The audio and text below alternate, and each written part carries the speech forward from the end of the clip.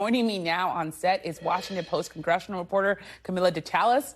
There's also former New York Democratic congressman and former member of the House Democratic leadership, Joe Crowley, and also Republican strategist at NBC News, political analyst Rick Tyler. So thank you all for being here. Camila, I want to start with you, and I want to just read to you what one Republican House member described the situation right now. He said, "We're supposed to be hitting the ground running here, but instead it's just a big belly flop." I mean, those are the tough words that you're hearing from Republicans. So what are you hearing from your Republican sources, from Republican lawmakers about this seemingly disastrous start to the House Republican majority, them controlling the House right now? That's a great question. I don't think anyone expected that in December all these things would come to light about George Santos and his previous background, but also just this struggle that you see within the Republican Party themselves of trying to come together and unify over their messaging and what they actually want to accomplish in the next year. I think a lot of things have really distracted from them agreeing, having differences about whether to support Ukraine next year and the funding going on there, but then also what kind of investigations they want to do. But there's been a lot of things that come out in light, and this is really a really big time for them right now to come together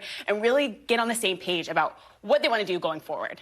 I mean, they're trying to get on the same page, Rick. But you also have Kevin McCarthy just offering concession after concession. Is he offering too much? Is he possibly going to be too weak as Speaker if he gets this? I don't think Kevin should be offering anything. Kevin McCarthy raised over $500 million in the last session. He probably raised more money for the Freedom Caucus than they raised for themselves and helped get them reelected. Look, all this should take place in the caucus, right? They put up Kevin McCarthy as a nominee. 188 Republicans voted for him. That is what the caucus decided. And so now you have these turncoats who are not going to go with their party, with their team, and they're going to not just betray Kevin McCarthy, they're going to betray the entire Republican Party.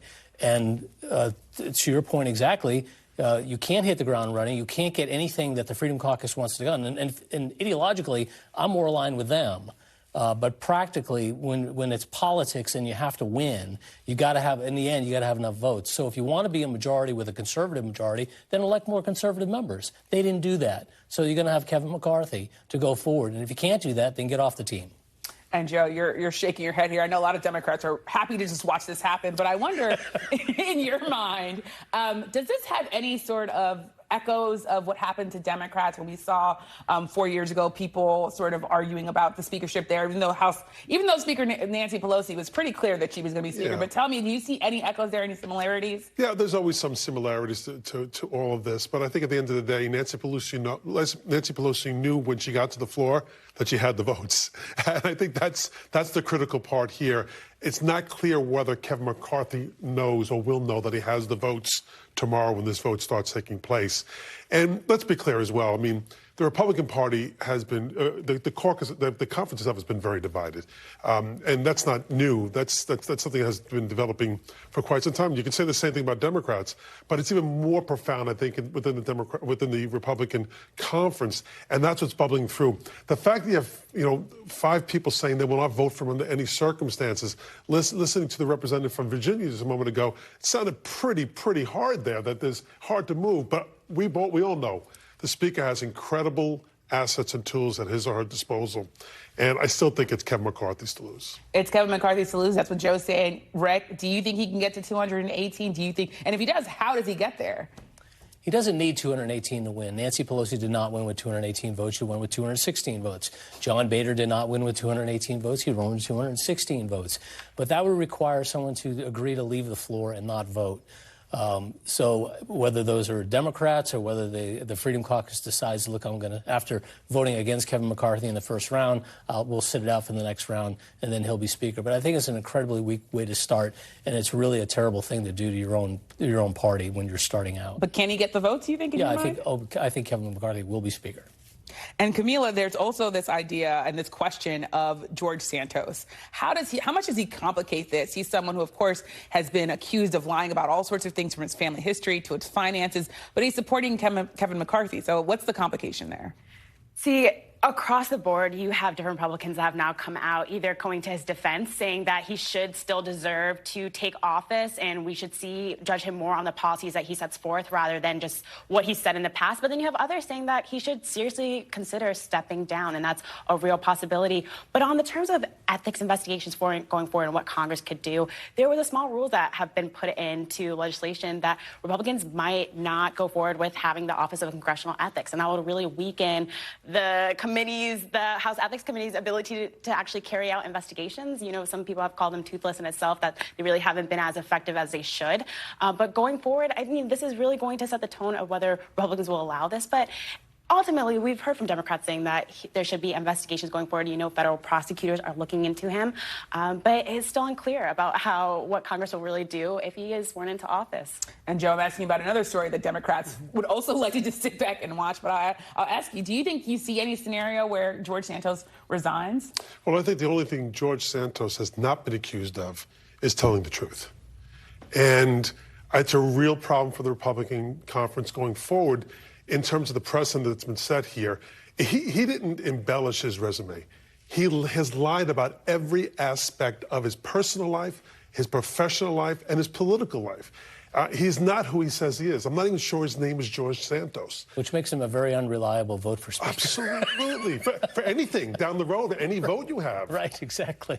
And then, well, Rick, you have, of course, Kevin Brady, who said he should consider possibly resigning. What are your thoughts? Do you see any scenario where he resigns? I don't think he'll resign. But look, the system will eventually work because somebody will primary him or the Democrats will win that seat the last time. I'm not sure he expected to win the seat in the first place. So it'll work itself out. He's embarrassed himself. I mean, the honorable thing for him to do is resign. But that's ultimately going to be up to him and his voters. And his election was a failure all across the board.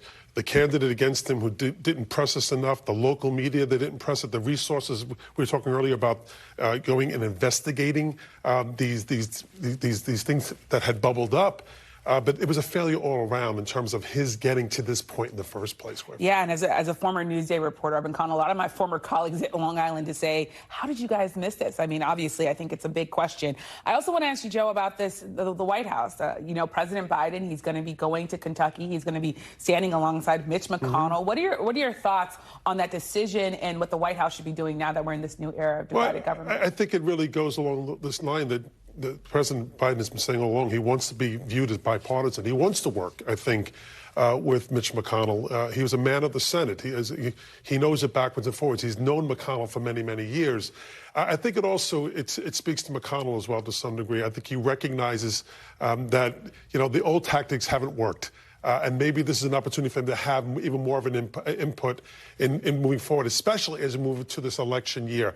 We know one person that Mitch McConnell does not want to be the presidential candidate, and that is Donald Trump. Certainly. And talking about Donald Trump, Camila, Donald Trump is now talking about blaming Republicans and in particular blaming their poor showing in November on abortion. I want to read to you a part of it of what he said. He said, it wasn't my fault. The Republicans didn't live up to the expectations in the midterms. I was 233 to 20. He said it was the abortion issue poorly handled by Republicans, especially those firmly insistent on no exceptions. We know, of course, that former President Donald Trump was critical to Roe v. Wade being overturned. So how do you square that? What do you see as former President Trump blaming this on Republicans? This is what we've seen time and time again when it's come to Trump and whether he's going to take ownership or any accountability in the role that he played in the outcome of the elections, especially in the primaries where some of the candidates that he supported won.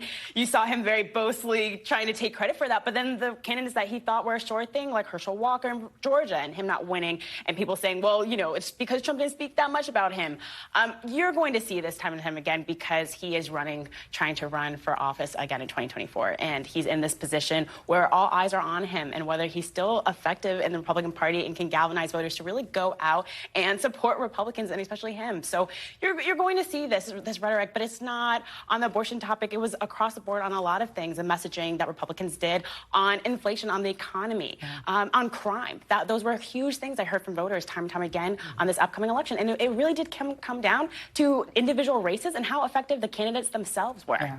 Yeah, definitely something to watch about why the results of the midterms were the way they were. A lot we got through here. So thank you so much to the panel, to Camila, to Joe, to Rick. Thank you so much. Thanks for watching our YouTube channel. Follow today's top stories and breaking news by downloading the NBC News app.